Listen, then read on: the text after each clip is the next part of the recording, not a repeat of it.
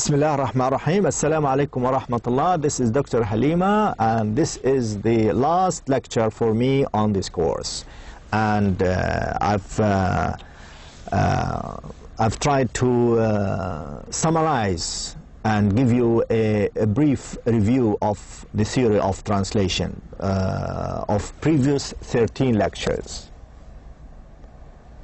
So today is the last lecture for me, and it is number 14, and it is a review of all the lectures I have given to you, 13 lectures.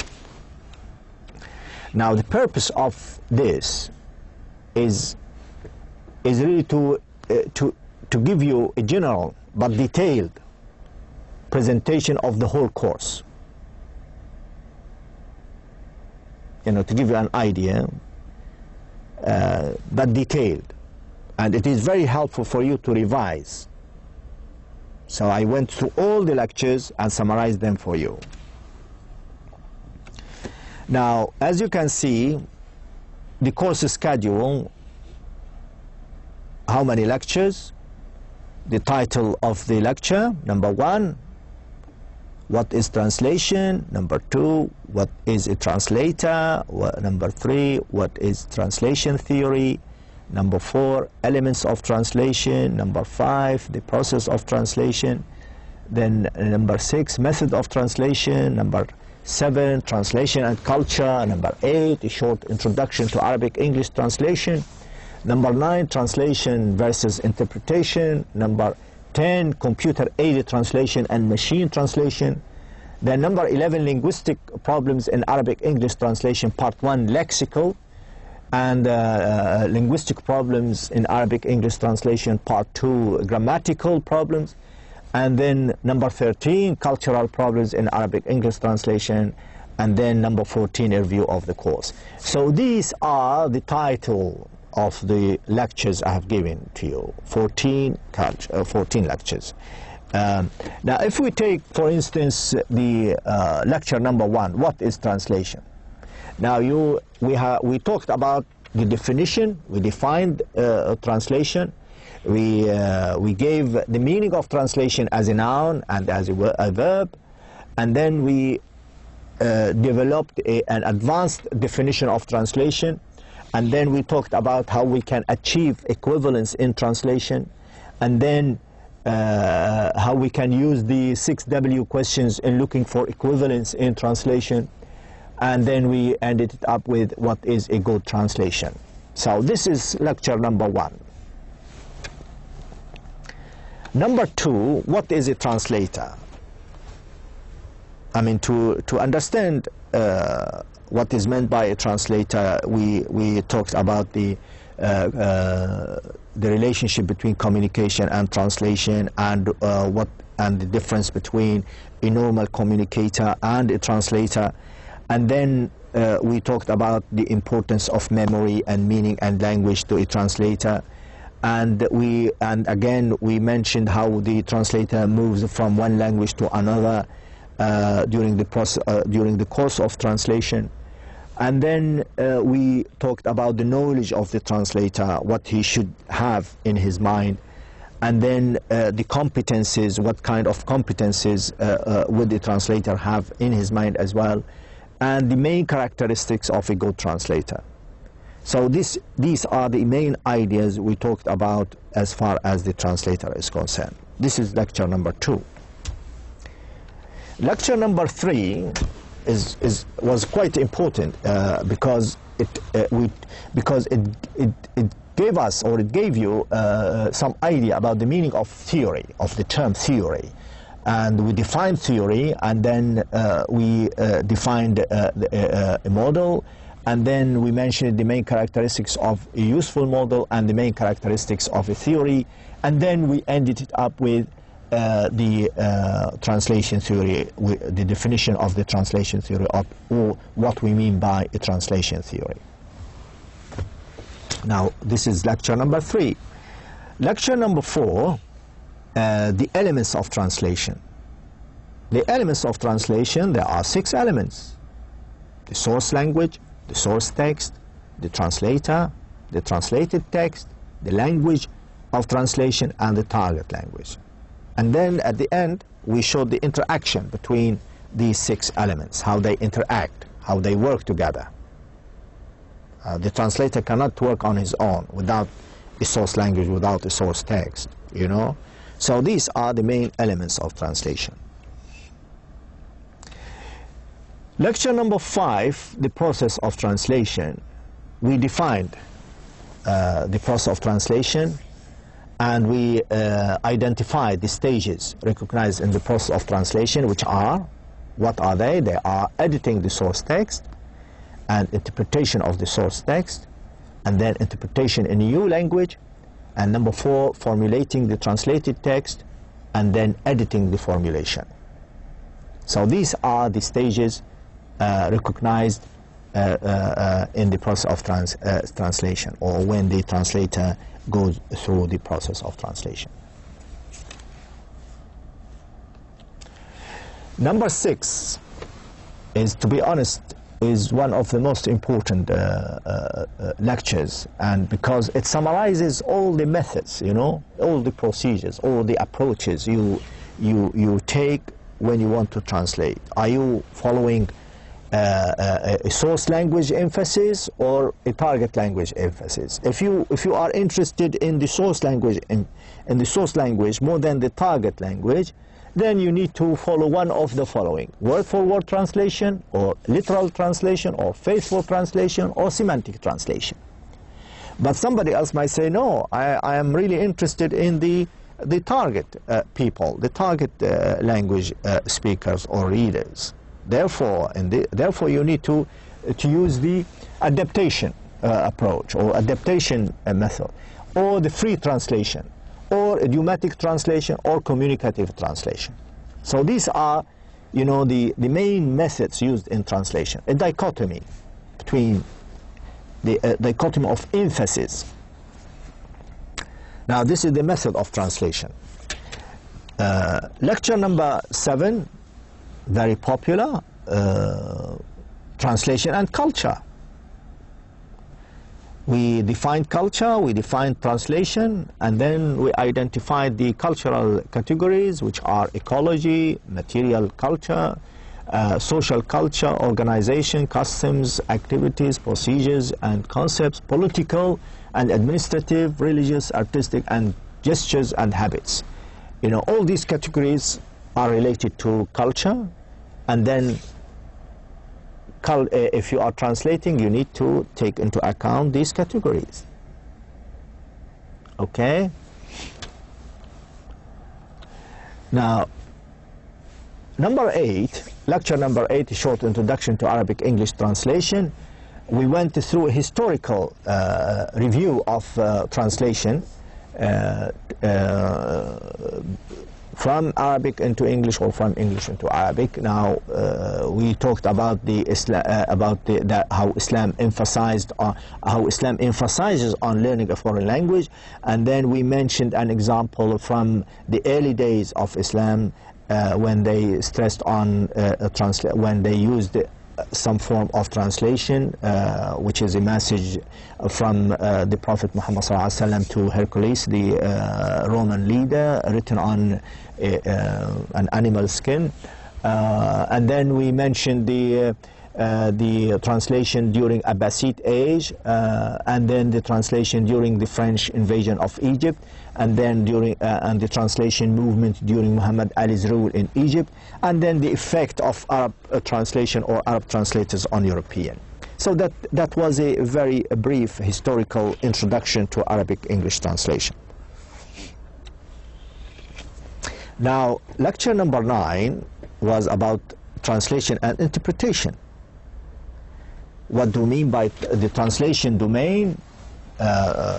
Is it technical? Is it literary? Is it scientific? Is it so on and so forth? And then we talked about the translator's tool.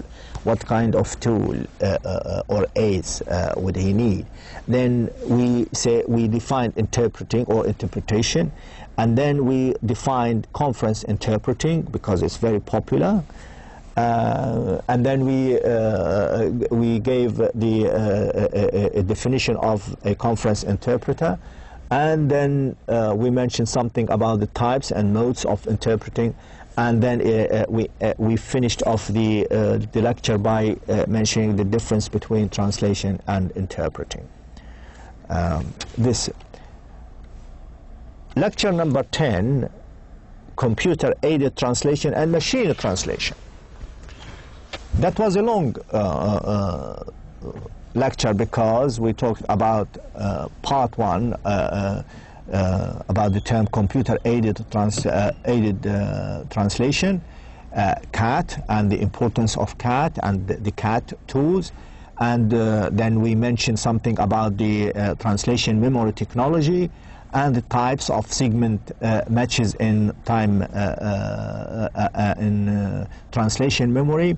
And then we moved to the machine translation and the types of machine translation and the most machine translation systems of today. And then, of course, we mentioned something about the challenges of machine translation.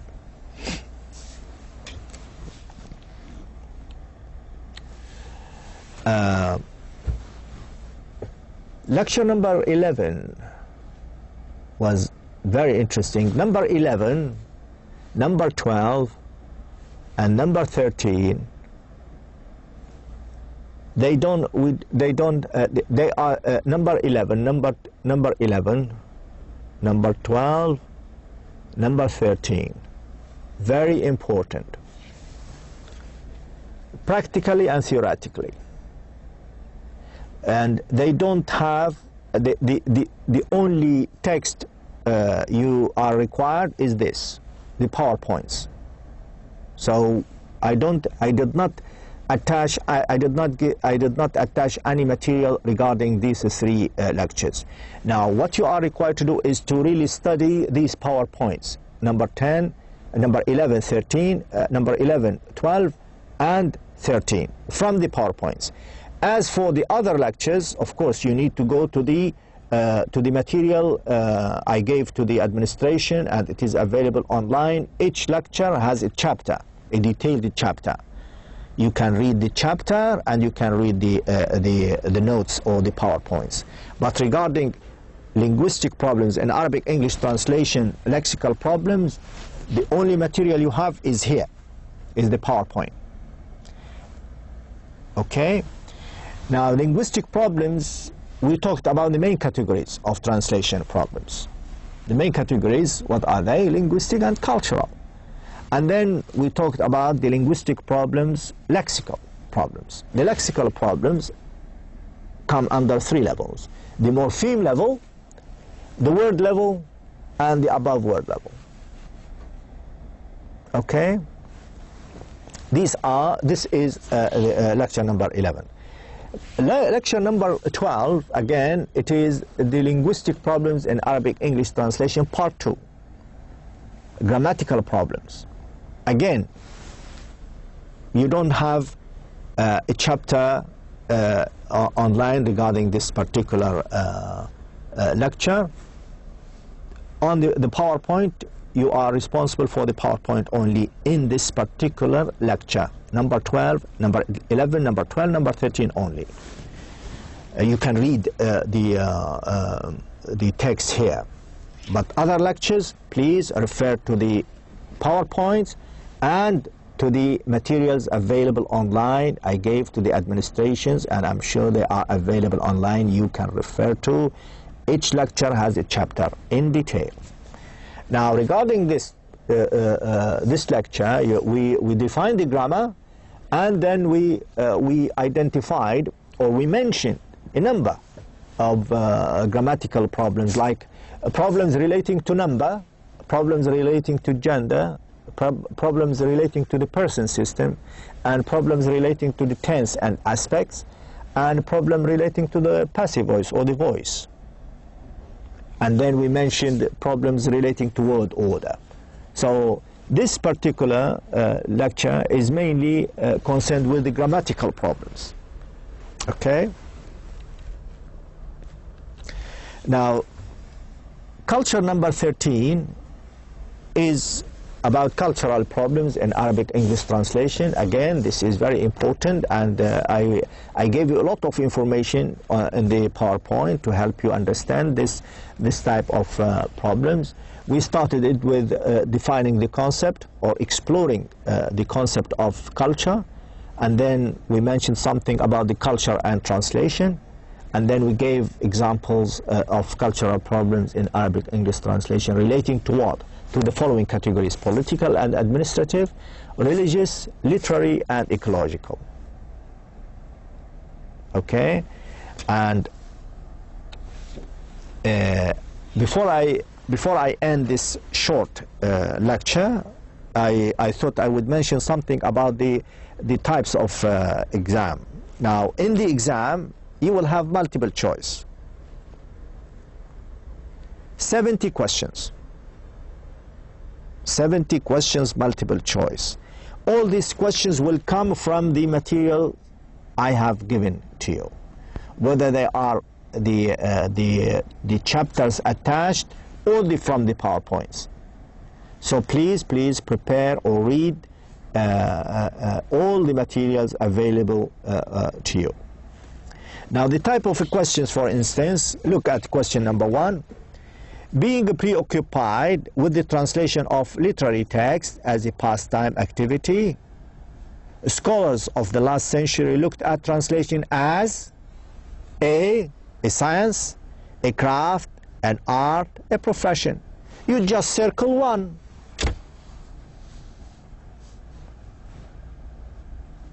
Do you want me to give you the answer? I'm not going to give you the answer.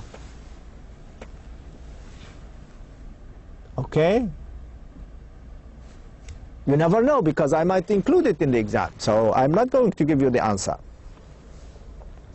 Now, question number 2, translation is considered as a model of explanation, a model of communication, a model of representation, a model of information. Which one? So you choose one of them. Again, I'm not going to give you the key answer or the correct answer, because you never know. It might be in a homework, it might be in an exam, but this is the type of questions you will be facing in the exam, the final exam. Okay, and from now on I'll be working on the exams, and inshallah, if you have any questions, you will call me. You can call me on my office hours. I will get the office hours. You can get my office hours availability from the administration. Okay, so you can call me during that hour, and then I will answer any question relating to the course with pleasure. So don't worry at all. Now, I would like to finish off this lecture by reminding you of the course assessment. Now, as you can see, our participation on Blackboard, 10 points, attendance of recorded and live lectures, 10 points, homework, 10 points, and the final exam, 70 points. So in total, 100 points. So it's this is the end of the lecture number 14, and at the end of my course, I would like to say that it's been a pleasure talking to you, giving you this course, and I'm very pleased and thankful to the Deanship of E-Learning that they have given me this opportunity to teach you this course. And I hope that you have understood, or you have learned from this course.